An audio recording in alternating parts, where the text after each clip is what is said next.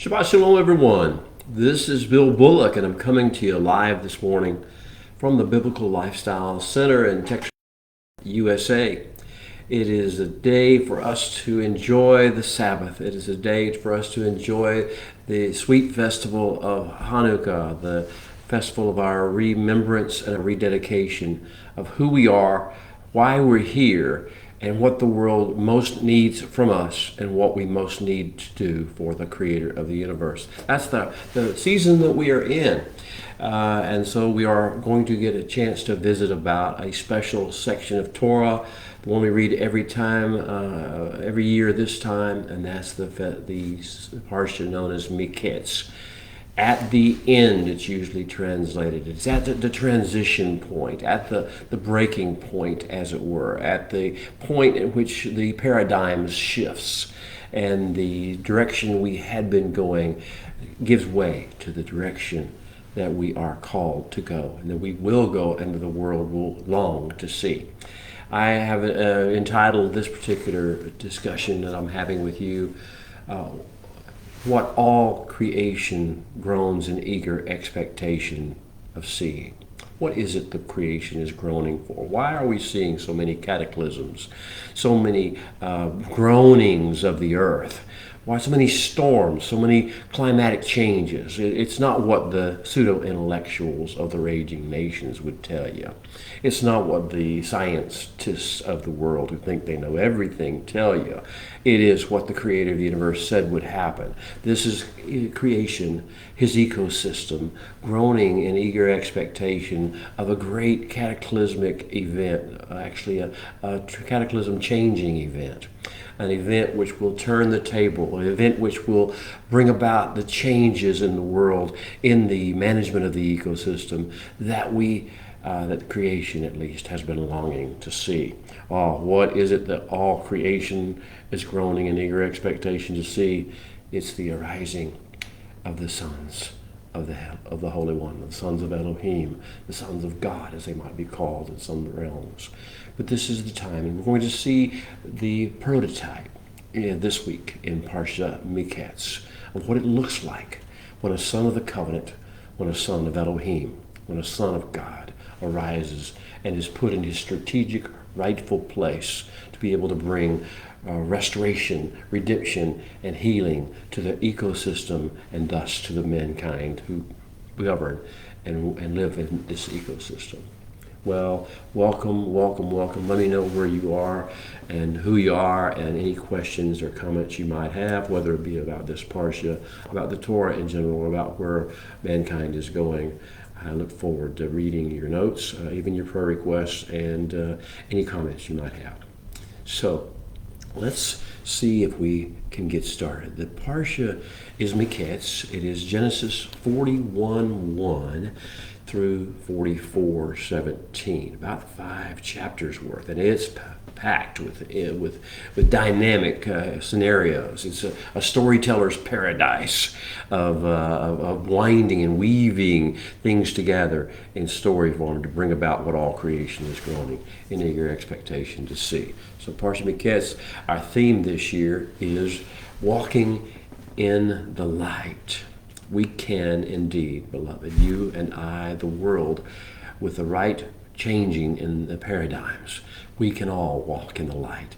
But it's imperative for us, the covenant people of the Holy One, those who have found the light, to walk in the light, not just to believe in the light, not just to have meetings to discuss the light, and not just try to produce programs to talk about the light. No, to actually walk the walk in the light. So this series this year that we're doing, that Parsha Miketz will fit into this year, is walking in the light, discovering the secret wisdom that's been encoded by the Creator in Torah's timeless stories. If you thought of Torah as some kind of law, as some sort of outmoded social or ethical or moral code, if you thought it was some kind of an ancient religion, you've got a surprise in store. Because the Torah is the secret wisdom of the Creator of the universe as to how life on earth should be lived and what kind of management of the ecosystem is necessary. He knows how to keep the perfect balance on earth between that which is moving forward in him and that which is producing other things upon the earth. Keep the balance like a good ecosystem manager. All right. So let's move on. Let's talk about what the name Miketz actually means. We've told you that this parsha that we're studying today is called Miketz, and I've kind of told you that it means, usually translated in English at least, as at the end or at a paradigm shift, at a breaking point.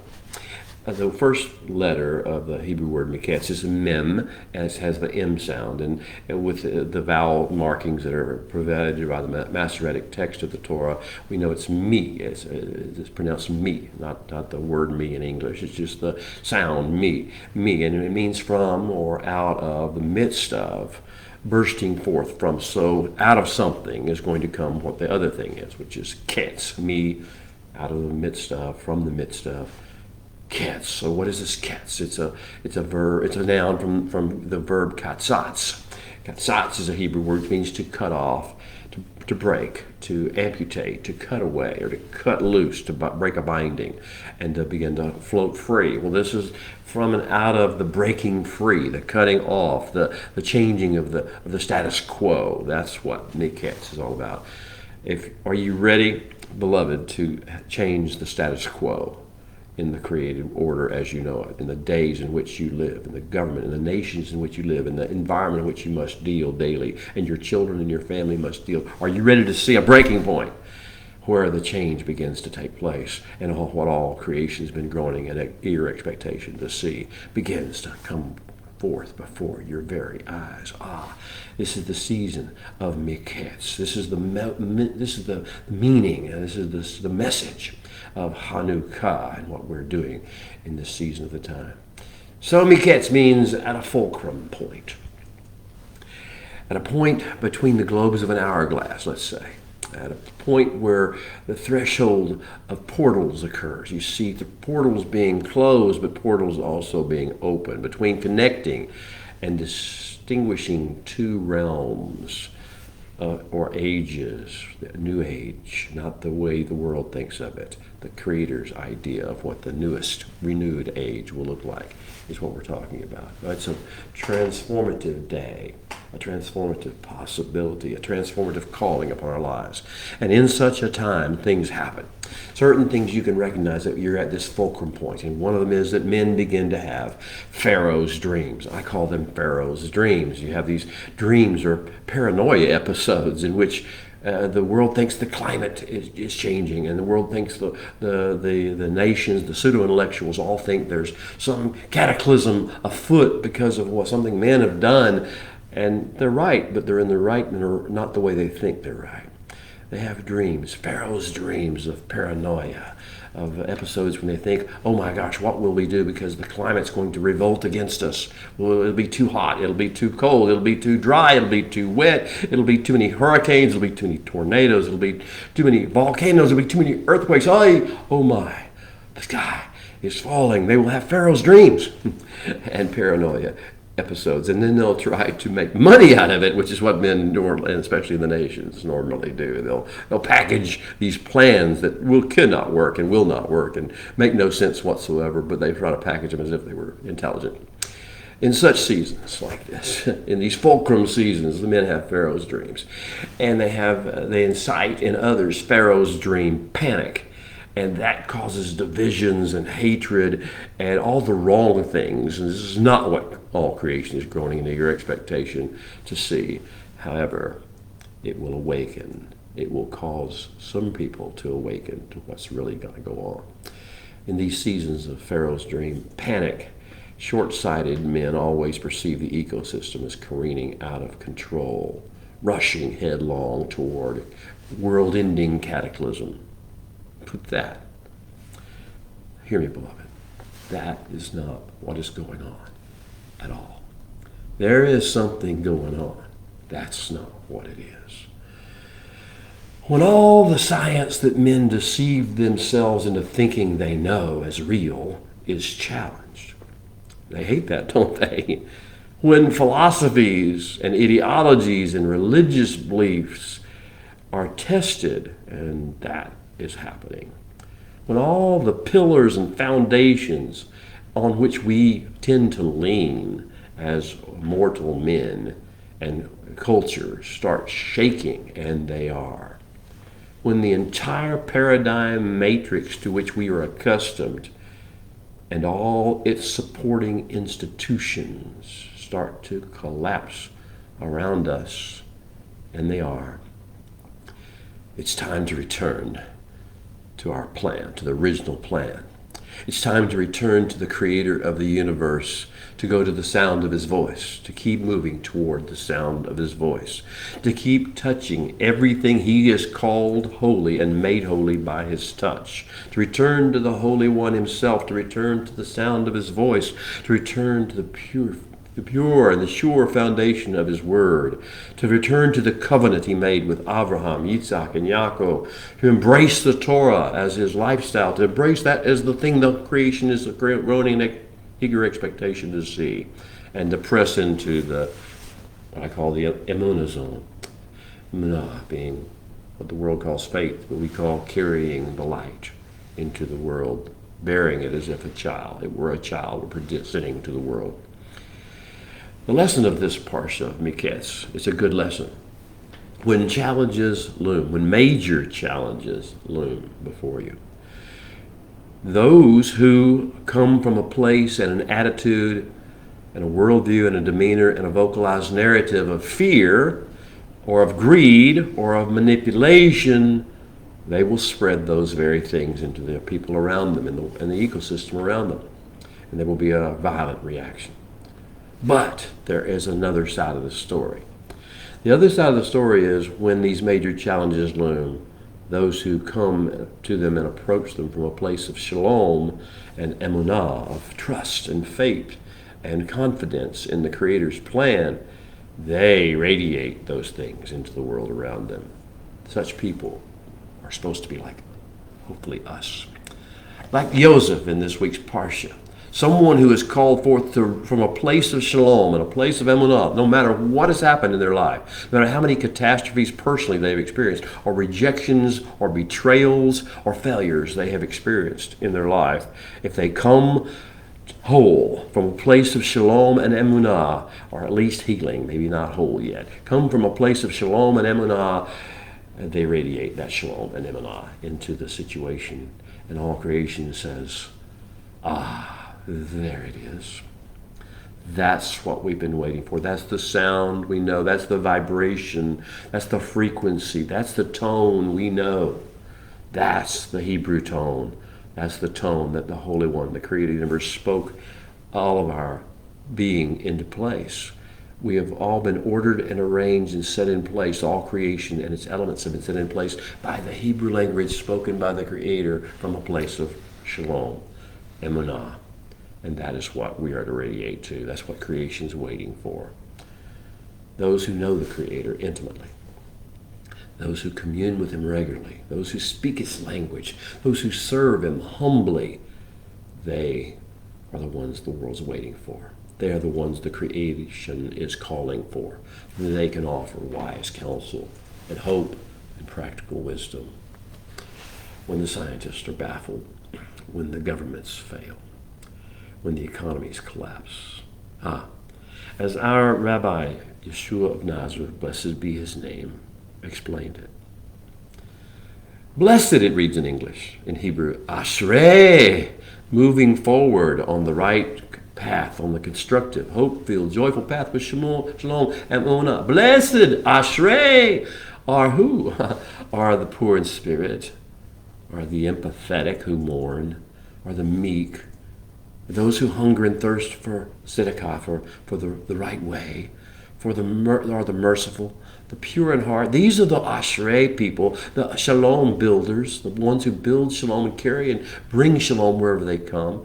And those who even rejoice and keep doing good when all things are going wrong, when they are being reviled and hated and persecuted.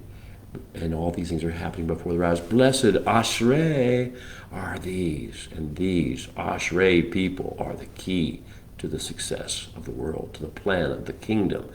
The first thing the Messiah said after make teshuvah, return, come back to the Holy One, For the kingdom of heaven is at hand is the Ashrei, introducing the Ashrei people and their characteristics.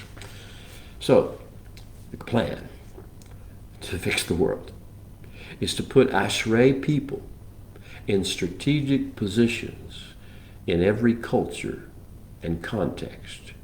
That is the grand counterbalance plan, because there's plenty of things to counterbalance the Ashrei people. There's plenty of angry, or offended, outraged, fearful, manipulative, narcissistic people in the world. But where are the Ashrei people? Where are the poor in spirit, the empathetic, those who mourn, the meek, those who hunger and thirst for that which is bringing forth the right things? Where are the merciful? Where are the pure in heart? Where are the ones who build and make and bring shalom? Where are those who rejoice and keep doing good even when they're being reviled and persecuted? These Ashrei people, they must come forth. It's what all creation is groaning in eager expectation to see. This is the grand counterbalance plan to redeem humanity and restore the ecosystem to its intended state of beauty, fruitfulness, and shalom. Now in Parsha Miketz, that's what we're studying, right? In Parsha Miketz, the creator of the universe is going to give us a stunning demonstration of what this coming forth of Ashrei people from a place of shalom and emunah looks like. And he's going to show it to us in an ultimate form, showing how it changes the world when it's brought to that form. Who will be the Ashrei person he uses as his prototype? Who will it be that the Holy One puts in a strategic position to wreak redemption instead of havoc, and to bring about restoration instead of greater divisions and separations? Who will this Ashrei person be? It will be Yosef. The King James translators changes his name to Joseph, but it is Yosef, Yaakov's firstborn son by Rachel. Or as King James translators would have told you, Jacob's firstborn son by Rachel. Oh, it will be Yosef. Yosef will be the prototype, first of all, of the Messiah, the Mashiach character that will come forth, and second of all who walk in the light of that Mashiach. We will be also the Ashrei person. As he was the Ashrei person, we will become the Ashrei person ourselves. That's what creation is groaning in eager expectation to see, beloved. That's what we were born for. That's why we were put on earth at such a time as this. That's what our calling is. That's what our mission is. And we must not accept anything less from ourselves. So let us watch Joseph now. Let us watch him come forth out of the shadows of the dungeon, out of the shade of failure, out of the brokenness of false accusation and persecution and lowliness and slave mentality. Let us see him come forth. Arise! Arise, Joseph! Arise, Ashrei people! Arise! And begin to soar. Take your rightful place in the creation. With that, let's do our call to worship.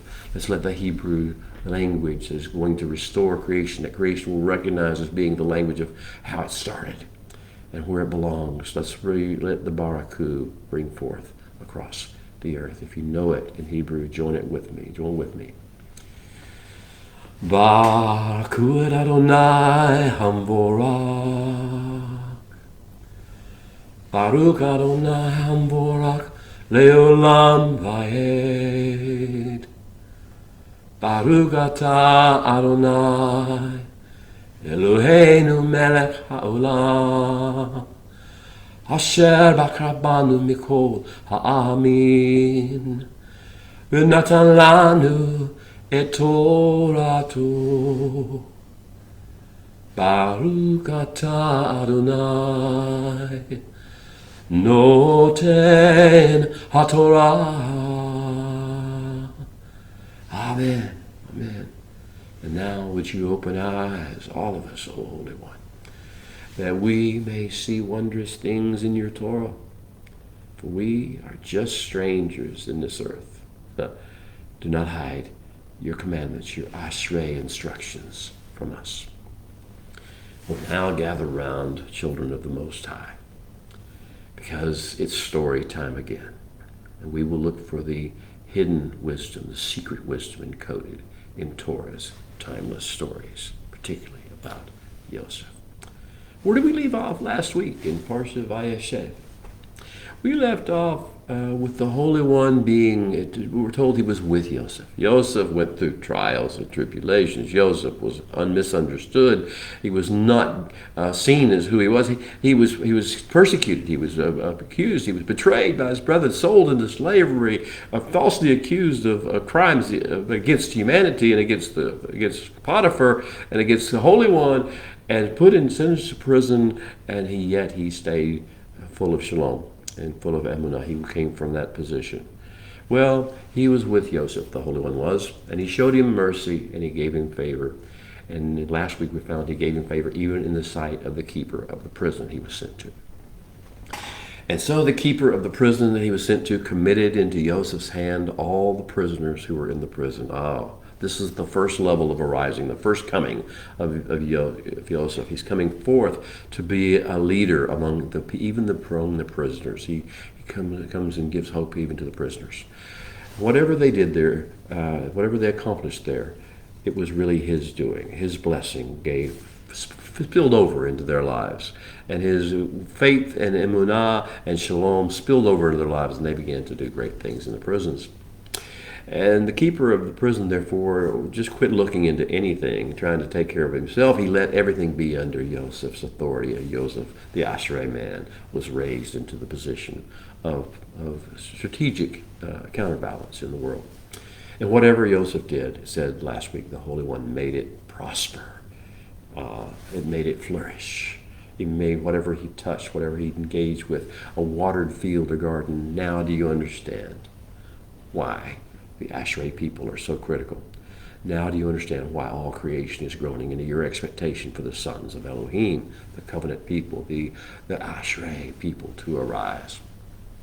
Well, Vayeshev last week concluded with Yosef seeming to be in a rock bottom. He had interpreted two dreams. He had interpreted for the Pharaoh's cupbearer, who was out of favor, a dream that would tell him he was going to be back in a place of service very soon, and he would be again serving the cup of wine to Pharaoh. He also interpreted a dream for the Pharaoh's baker, who was out of favor. Then the interpretation was not so nice, but in fact the baker would wind up being executed, and he was. The dreams came true, or the visions, the interpretations came true exactly as Joseph mentioned, but it didn't matter for Joseph. Joseph was still in prison. Joseph was to be remembered, hopefully, before the Pharaoh for favor, but he was not. The chief cupbearer, we're told, did not remember Joseph. As soon as he got back into Pharaoh's court, he didn't want to bring up the bad experience he'd just had, or bring up, therefore, the Hebrew slave who had interpreted his dream. So he forgot Joseph. He did not remember Joseph. And so Joseph was out of sight, out of mind, seemingly no better for the situation. This week, let me summarize the parsha for you. It will be occurring 2 years, at least the beginning of it will be 2 years after the passing, after Joseph has prophesied over the cupbearer and the baker. 2 years since he bid farewell to the Pharaoh's cupbearer with a plea, do not forget me when you come back into the Pharaoh's good graces. 2 years have passed. 2 years of days, it actually says in Hebrew. These are long 2 years, troublesome 2 years, wearying 2 years, faith challenging 2 years, years of days. And so these 2 years have passed. The cupbearer now is happily back in Pharaoh's favor. Every day he serves him, he tests him, he serves him wine and juice and whatever beverage he may drink. He's the taster, and he has such close communion with the Pharaoh every day, just as he did before. But alas, he has indeed completely forgotten about Joseph. Now this is therefore what we're going to call the season of the hidden face. The hidden face of the cupbearer, the hidden face of the Holy One, for that matter. There will be, during this whole entire parsha, this time of the rising of Yosef, the rising of the Ashrei man, for the time, the prototypical Ashrei person, there will be no divine visitations. to guide us like Abraham had, or Yaakov had, or Yitzhak had. There will be no words of God speak like we're going to see so many times throughout the Torah. This will be that kind of season. This will be a season of the hidden face and the quiet heaven. Yosef will have to live and function as an Ashrei person completely out of what I call the covenantal revelation reservoir. Let me repeat that phrase for you because it's very important to you that you have and you access and you tap into this. A covenantal revelation reservoir. If you hear me, beloved, that's why we study the Torah. That's why we fellowship with one another on the Shabbat. That's why the Sabbath. That's why we do what we do. It's why we do the festivals, the Moedim of the Creator of the universe, instead of doing the holidays of the world or the nations or the other religions. We don't do that because we are trying to maintain the strength of our covenantal revelation reservoir, that which we can draw upon even in times of silent heaven, even in times of hidden face, even in times when we're being called by the Holy One from behind a veil that we cannot look behind. And we know He's calling us, and we feel it in our bones, but we cannot hear the words. We cannot see His face. Well, that is what we're looking for. Building a covenantal revelation reservoir. Beloved, how strong, how full is your covenantal revelation reservoir? Resolve with me today. If you're going to be an Ashrei person, you really need to strengthen, to build, to hollow out and fill up your covenantal revelation reservoir. All right. This parsha will introduce some new characters to us. These are prototypical characters. They are like a parable. But they were also real, and they will also be real with different names at the end of the age, at the next few paradigm-shifting moments, the fulcrum moments, the Miketz moments of the world. First new character we're really introduced to is Pharaoh, the beast. Well, we're going to see the beast again, but he is the Pharaoh. The interesting thing about Pharaoh is, in Hebrew, his name Paro, which we call it Pharaoh in English, but it's Paro. And Paro means, in Hebrew thinking, not in Egyptian, but in Hebrew thinking, if you hear the sounds Paro, it means his cow. Oh, we're going to see the implications of that. And so you can chuckle when you think about who the world thinks Pharaoh is versus who the Creator of the universe thinks he is and knows he is. He's just the Holy One's cow. This bell cow. Well, there's Pharaoh as the first character, the beast of the latter days. That's the character we're looking at. Now, the second is the Pharaoh's magi, his circle of prophets, false prophets, and manipulators and narcissists that are kind of his go-to people who don't really have any wisdom at all. We find out these pseudo-intellectuals, these pseudo-religious people, these ones in religious garb and priesthoods, they have no answer for the trials that are coming, for what creation is really groaning about. They can't fix it, though they have lots of fluff and puff and hype and sky is falling narratives. So there's Pharaoh the beast, there's Pharaoh's magi, or his false prophets.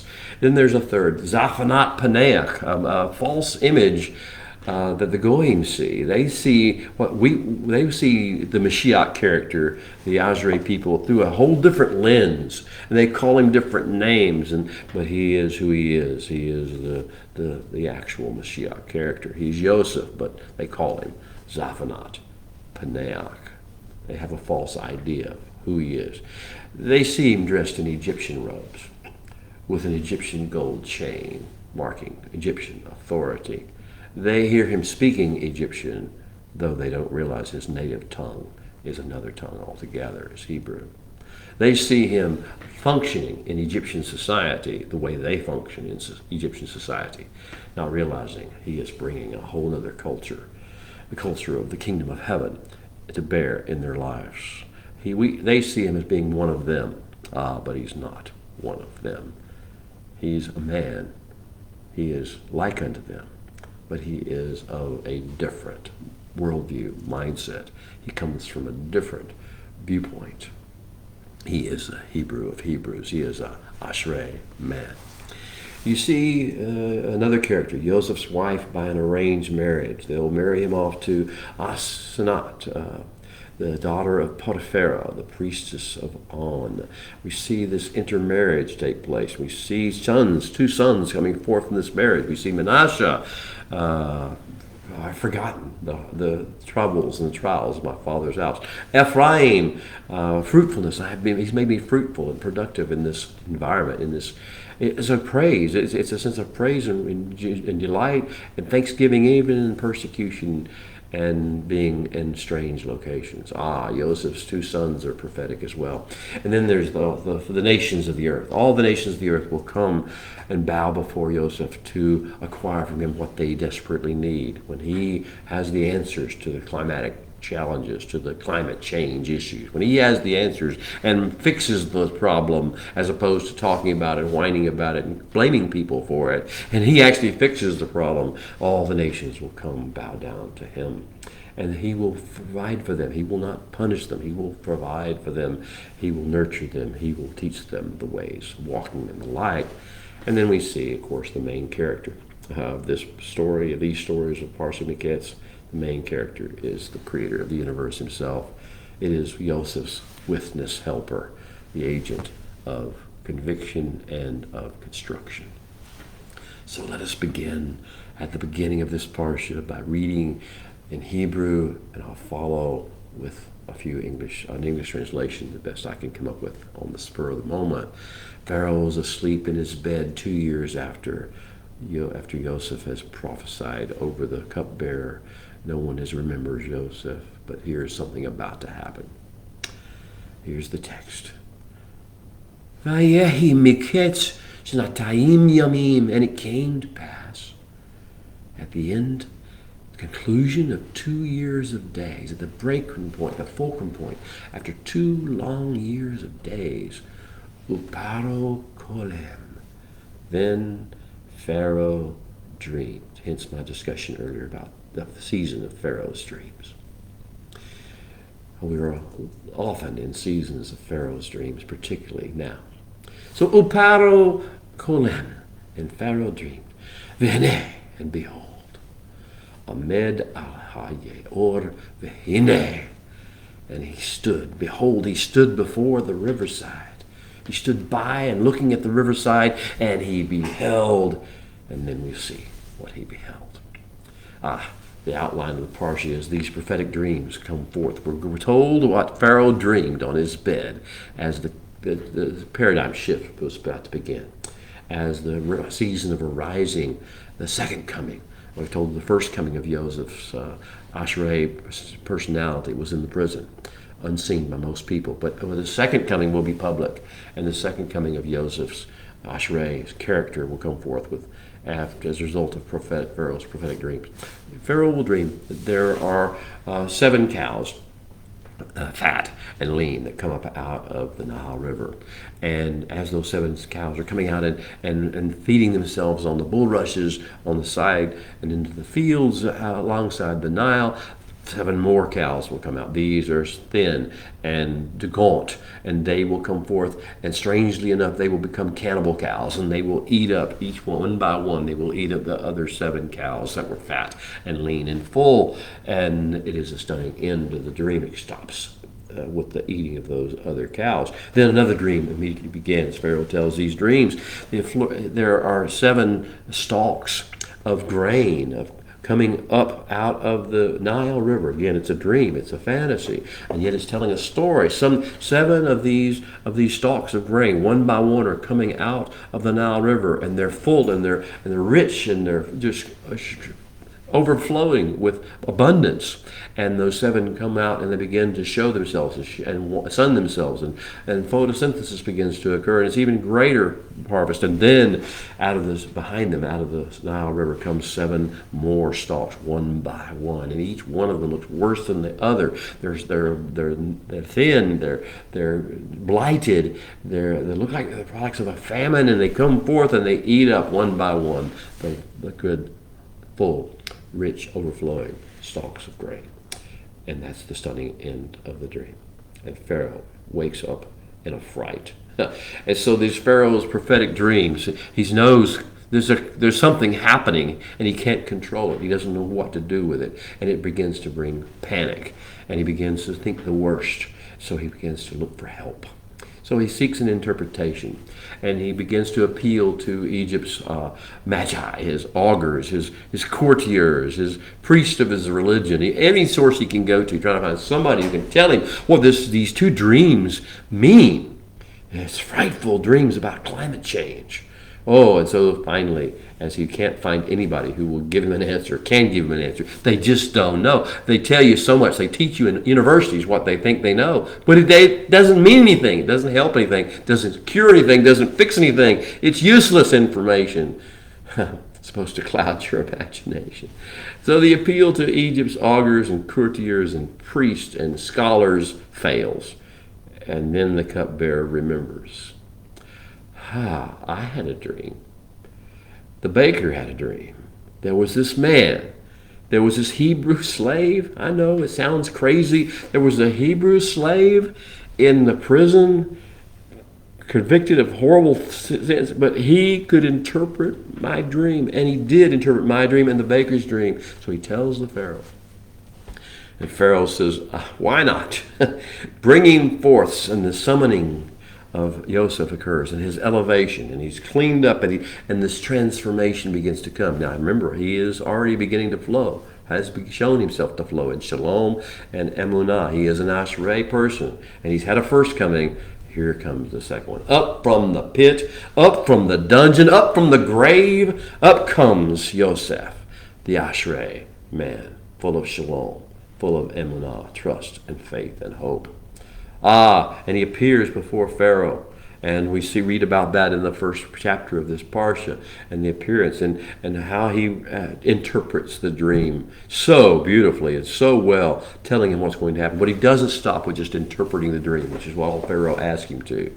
He is so full of confidence, so full of shalom, so full of wisdom, so full of the witness of the Creator and the favor of the Creator of the universe, so full of Ashrei, that he actually tells Pharaoh how to fix it, what needs to be done in advance, what needs to be done over the course of time, what needs to be done that will actually fix the climatic disaster, cataclysm that seems to be looming before them. It can be fixed. It just requires what all creation is groaning in eager expectation to see. So Pharaoh's blown away. He is totally impressed, rightfully so, as are his minions, and they elevate Yosef to what I call the food czar, but he's really the second in command. He's really the de facto leader of Egypt. How could this possibly happen? This is the paradigm shift. This is the fulcrum point. Things are changing because the Holy One is installing, putting in proper position, the strategic proper position, his Ashrei people, his Ashrei person as a prototype into this world's situations that need the help the most. Okay, Pharaoh's first dream involved 2 sets of 7 cows coming out of the river. The second dream involved 2 sets of stalks of grain coming out of the river. And these dreams and Egypt's finest mind's inability to interpret them in any way for him are about to cause a major shift in the status quo. Come, major shift in the status quo into America, into South Africa, into Europe, into South America, into Mexico, into all our nations, into Asia, into Africa. Come, O Holy One, and bring this major shift in the status quo. Bring forth what all creation is groaning in eager expectation to see.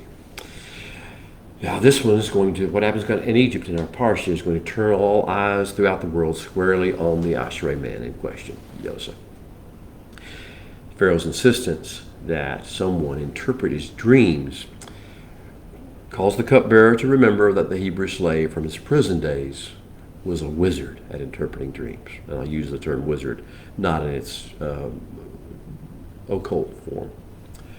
Pharaoh ordered this alleged dream-interpreting Hebrew brought before him, and he told him his dreams, and Joseph both interpreted them and advised him what he needed to do to meet and responsibly manage the coming climate challenge, of which these dreams had been the warning. And Pharaoh liked the guy. He liked this new kid in town. He appointed Joseph viceroy over all Egypt. Who would have foreseen this happening? A Hebrew put in place over the nations, the waging nations, the Western nation, which was the influencer of all the western side of the nations, Babylon being the influencer of the eastern side of the nations. Who would have thought it? But here it is. This is what happens when the Holy One brings forth his plan. So he brings forth Joseph, calls him to rise, and gives him full reign to implement his plan to save the region and the world from the famine about which Pharaoh had dreamt. But Joseph did this, was able to do this, but Pharaoh wasn't able to consider that the Hebrew was what was really needed. So the Hebrew stuff of Joseph wasn't welcome. Joseph was welcome, and his wisdom was welcome, and his brilliance and his plan was welcome, but the Hebrew stuff wasn't. So Pharaoh gave Joseph a new name, Zaphanat-Paneah, and he gave him an Egyptian-looking robe, so he looked like an Egyptian, a robe of fine linen. And he gave him a gold chain of Egyptian authority to wear around his neck, like a nobleman of Egypt. And he gave him one of the rings off of his own hand, a signet ring. He gave him a royal chariot to ride in. He made him look like an Egyptian. And the world bought it, but that's not who he is. We'll find out later. He even gave him a beautiful Egyptian priestess to marry. And Pharaoh said to Joseph, "Inasmuch as God, Elohim at least, has shown you all this, there is no one as discerning and as wise as you." So we got discernment and wisdom. Inasmuch as God has shown you all this, there is no one as discerning and as wise. Those two words, discernment and wisdom. No one is discerning and as wise as you. "You will be over my house," Pharaoh said to Joseph, or to Zaphanat-Paneah, "and all my people will be ruled according to your word." What an elevation, what a change in the status quo. "Only in regard to the throne," Pharaoh said, "will I be greater than you, Joseph." Zaphanat-Paneah. And Pharaoh said to Joseph, "See, behold, Re'eh, I have set you over all the land of Egypt." Strategic position is his. The Hebrew stuff wasn't so welcome, but Joseph was. And just as Joseph had said would happen, what followed after his elevation were 7 years of supernatural abundance. The 7 fat cows and the 7 full, overflowing stalks of grain. The 7 years of supernatural abundance, unheard of in the Nile River Basin, came forth. And they were followed, unfortunately, immediately, just as he said, by 7 years of withering famine. And this famine was not just in the Nile River Valley and in the place of Egypt. The famine was throughout the world. The cataclysm, all creation groaning in eager expectation for Joseph, for the son, for the Asherah people to be revealed in the whole world, to the whole world. Now Joseph's plan was to store just 20%, 1/5 of all the grain that was produced in these years of plenty, these years of supernatural abundance, these years of overflow. Just 20%, 1/5 of all that. Probably that's all part of the surplus, not just what the normal thing is. So he store up 20% of the grain produced in the years of plenty, and then set Egypt up to feed the entire world population, to set it up where all nations would come to Egypt. This wasn't a political power play for Joseph. This was a save the world play for Joseph, to provide what's going to be done in the Messianic kingdom, to make the people of the Holy One be the source to feed, the provision for food for the world. So that's where we started. All was working really well. It was doing exactly like Joseph said. And then there was a little chink. There was a little change. There was something that kind of tweaked everything. Joseph's 10 elder brothers from the land of Canaan, from the land of the patriarchs, showed up in Egypt. You should have known it was going to happen, but it was sort of not thought of. He thought all the nations would come and be fed and be nurtured, but he didn't. Was he ready for these 10 particular people? His elder brothers who had sold him into slavery, who had personally offended him, who had personally written him off and not understood him and persecuted him. These 10 come with all the others looking to buy grain. Came to the only place in the world it could be found, because that was what the Holy One had made sure would happen. And then Joseph, or should I say Zaphanat-Paneah, because the world calls him that, He recognized his half-brothers immediately. He knew who they were, but not a single one of them could recognize him. You almost think they never saw him in the first place. He was just there and hated, and they had blinders over their eyes to see who he was. So they can't see him, they can't recognize him, but he knows who they are. So he begins to ask them questions. He's vetting foreigners in general into the nation. So he wants to protect and preserve what they've already got and be able to feed the multitudes. So he begins to interrogate them as he would normally with any group that came. He asked them about their family, their history. And they told him. They told him about their aging father back in the land of patriarchs, back in the land of Canaan. And they told him about a brother who, alas, was no more, not realizing they were talking to that very self-same brother. And they also told him about another brother, a younger brother, who, of course, we know was Benjamin.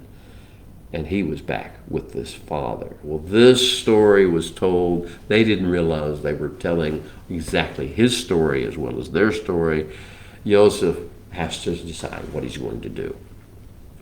He doesn't trust them for good reason. So he accuses them. He draws them out. He accuses them of being liars and spies. Spies you are. And he demanded that as to prove that they were truthful, they were actually be upright and on the level, I said, bring back that younger brother you talked about. Bring him back to me. And I will believe you're speaking the truth. And he said, I'm going to take Shimon, the second born of Leah. He didn't say he knew who he was. I'll take that one as prisoner and keep him in my custody, in my jail, until you bring back that younger brother and prove you're being truthful. He will be released only if and when you prove you were honest men. You are honest men, not spies, by bringing that younger brother about which he spoke.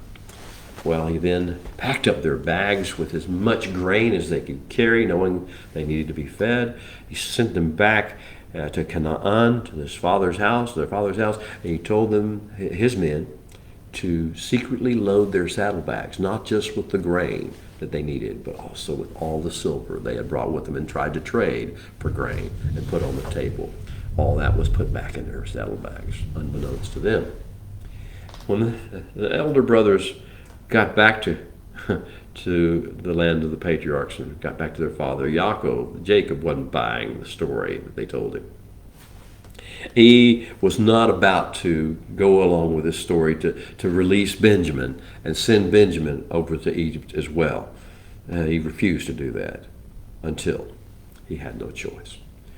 The climatic situations got worse. All creation was groaning, and the groaning took place in such a way that the famine got worse and got worse, and finally it looked like it was hopeless. And so finally broken, Yaakov gives in. He agrees to let Benjamin go. Judah, who is one of the other Asherah people we haven't seen arise yet, his arising is about to take place. He saw how hard this was for his father. So he stepped in and he took responsibility. He made a vow to personally vouchsafe for Benjamin, to bring him back safely to Yaakov upon penalty of his own family. The 10 then returned to Egypt. There was 9 before, now it's 10. And yes, because Yishmael is in prison.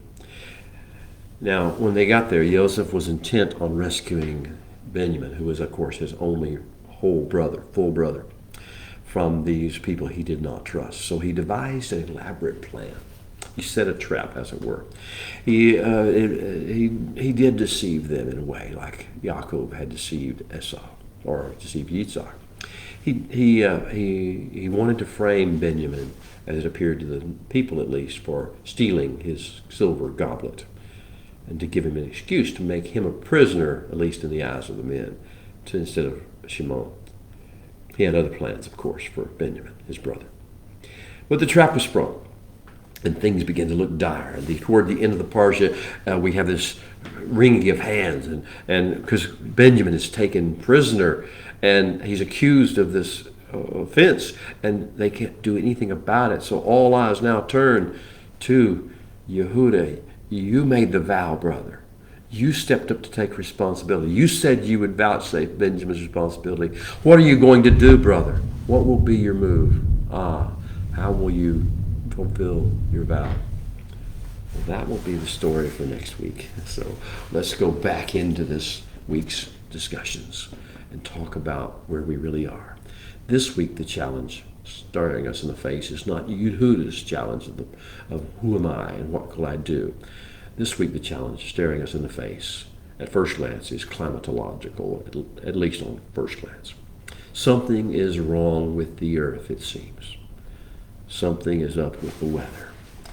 Old norms are falling, temperature record highs and record lows are occurring, record precipitation totals, positive and droughts and lack of precipitation is happening, record wind shears, all the climatological things are happening. Earthquakes are happening in various places, and volcanoes and storms and floods and droughts, and what is going on? All earth is groaning. The particular crisis we see that draws all things to the fulcrum point is Ra'av, famine.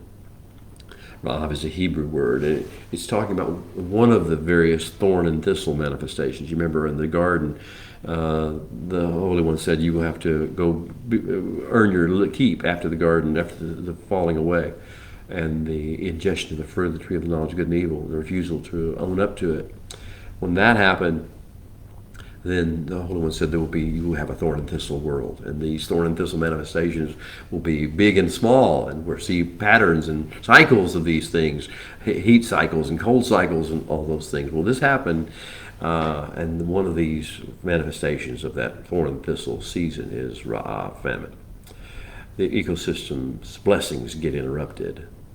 See, the Holy One bless the earth and cause it to bring forth fruitfulness and abundance, but the ecosystem's blessings get interrupted whenever bad things happen in the covenant people. The particular aspects of famine is that evaporation condensation cycle fails, where water comes up to the air, it comes down, and all the usual water cycles fail. Cloud formation aborts, and you don't have the heaviness of clouds to drop rain. Precipitation, all kinds of precipitation, rain and dew and snow and hail, they all grind to a complete halt. The ground then begins to dry out. This is famine. This is Ra'av. And it fails to nurture. The ground fails to nurture the grains and then the grasses and then the trees. And what you have is photosynthesis ceases to occur and food supplies begin to run out. People begin, first animals, then humans begin to waste away and die. And when rains do come, when they finally do come, they're like hurricane level floods, and they wash away the topsoil, and the cycle just keeps repeating itself. This is Ra'ab, the famine. And the pseudo-intellectuals and the fearmongers and the profiteers of the raging nations call it climate change. And they blame cows and cars and chemicals and factories for it. But according to Torah, what is the real cause of famine, of Ra'av? And what is the real cause of other thorn and thistle things like pestilences and pandemics and epidemics and earthquakes and volcanic eruptions and plagues of beasts, wild beasts, and asteroid collisions with the earth and wars of devastation and the sword? What causes these things according to Torah? What lies at the root of these creation groanings? It is the rejection of and the rebellion against the words, instructions of life of the creator of the universe. It is ecosystem malfunction caused by Torahlessness. Lawlessness is word rendered in the King James translations of the Bible. Lawlessness, Torahlessness, not following the instructions of the creator. That's what causes it, not some other form that the intellectuals want to talk about.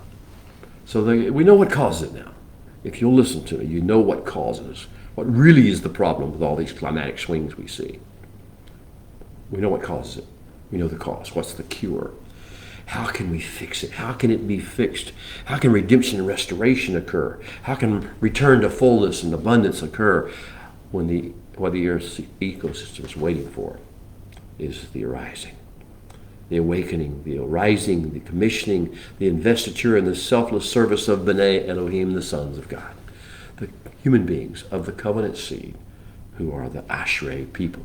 People who shema the voice and the true tone of the Holy One, who shamar, treasure, and cherish his covenant, the brit of Abraham, Isaac, and Yaakov, who build and do and make and form and shape the Torah model, a lifestyle, and of intimate communion with the Holy One as far as the tabernacle goes, and as far as good relationship with mankind and with their Creator, as the rest of Torah talks about.